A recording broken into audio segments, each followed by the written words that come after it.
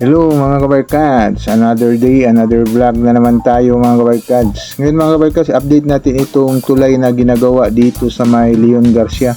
Matagal-tagal na rin tayong pumupunta dito. Ngayon is nakabit na talaga yung mga girder, kitang-kita natin dito. Part yan sa Leon Garcia, galing sa Santa Ana Wharf. Yan yung patawid papunta dito sa Arcastillo na tulay. Isang minor bridge lang yan mga kabarkas. Matagal-tagal din yan na kabit yan, hindi nakabit nila. Tapos itong may butas dito is box culvert daw ang gagawin dyan.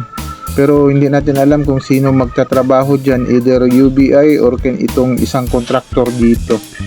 Kasi wala pang gumagawa sa box culvert. Yan, kulang dito is asfalto na lang. Yan, dito is box culvert din.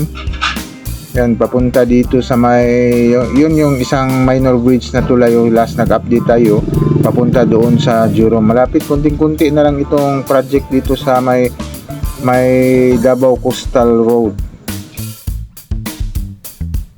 Papunta na tayo doon sa project mga kabarkas, yung site doon sa may Leon Garcia.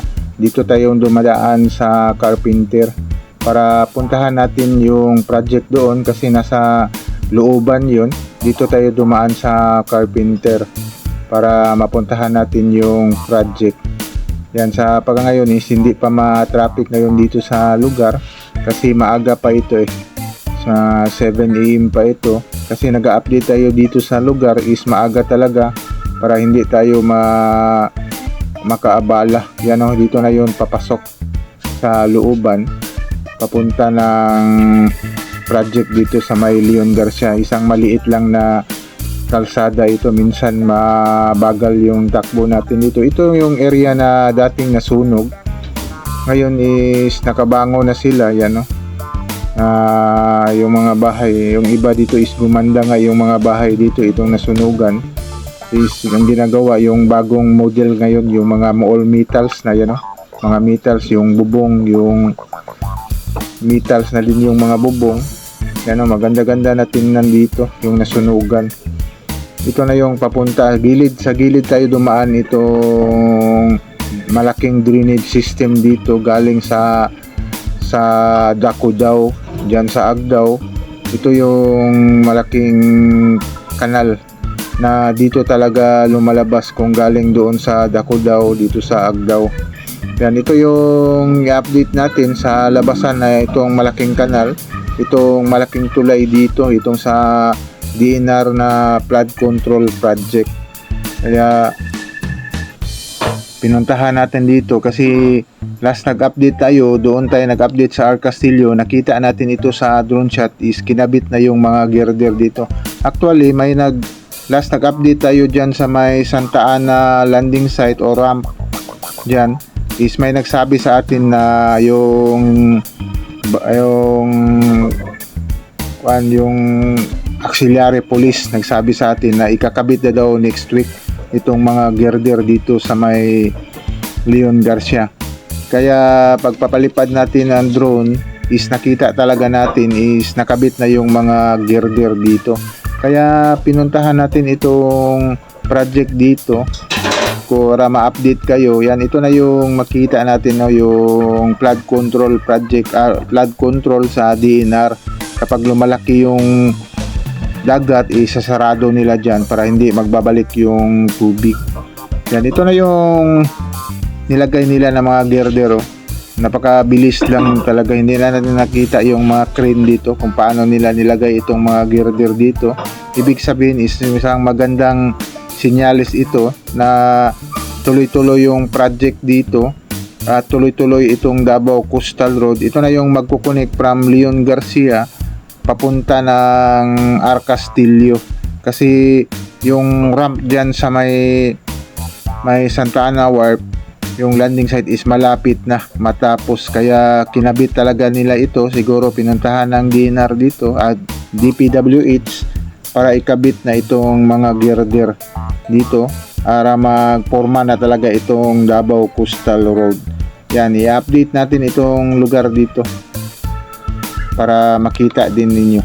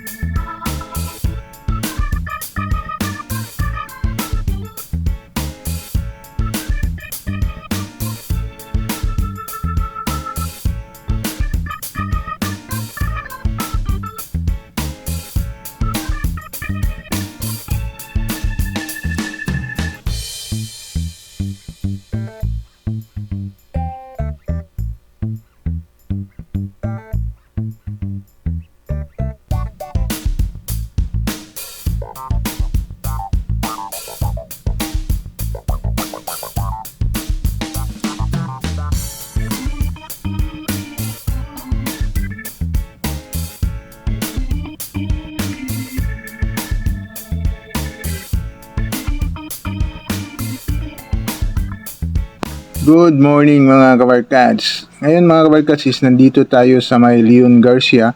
Ito yung tulay na minor bridge na ginagawa dito. Yan, kinabit na nila yung mga girder. Yan, papunta ng Arcastillo. Ito yung magkukonect ng Leon Garcia at Arcastillo. Yan, minor bridge dito. Yan, kitang-kita natin yan, no? May mga doon yung Santa Ana Wharf. Yan, natapos na yung sa may relay dyan.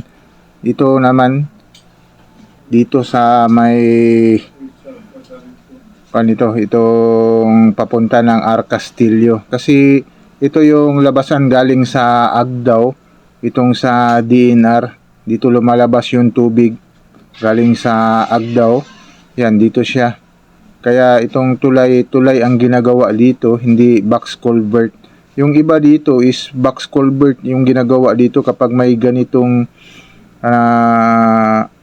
sa DNR, yung flood control. Dito is tulay yung ginawa dito. Kaya matagal-tagal din ito na gawa itong tulay dito. Mas naunahan pa itong tulay dito na bago nakabit doon sa may Arcastillo talaga. Yan. Pero maganda na kung ito is ibig sabihin is magpo-flooring na sila dito. Itong tulay papunta ng Arcastillo. Yan. Ito yung update natin dito sa may Leon Garcia. Yan. Maganda ng improvement dito. Kasi mas mabilis na ito gawain nila itong flooring compare sa paggawa pa ng mga girder at itong foundation. Kasi malapit nang natapos doon sa Santa Ana ramp niya, yung landing site nila. Dito kasi pupunta ito Kaya ginawa na nila dito itong tulay dito sa may Leon Garcia. Yan, siguro mga kabarkads, ito lang yung update lang natin ito. Hanggang mapluringan itong tulay dito.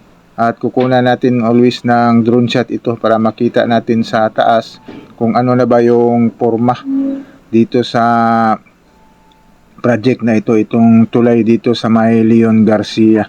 Kasi last nag-update tayo is wala pa itong girder. Siguro mga kabarkads, hanggang dito na lang itong update natin sa Leon Garcia. Like and subscribe to my channel and press the button bell para ma-notify kayo sa mga video na download ko. Bye bye, God bless.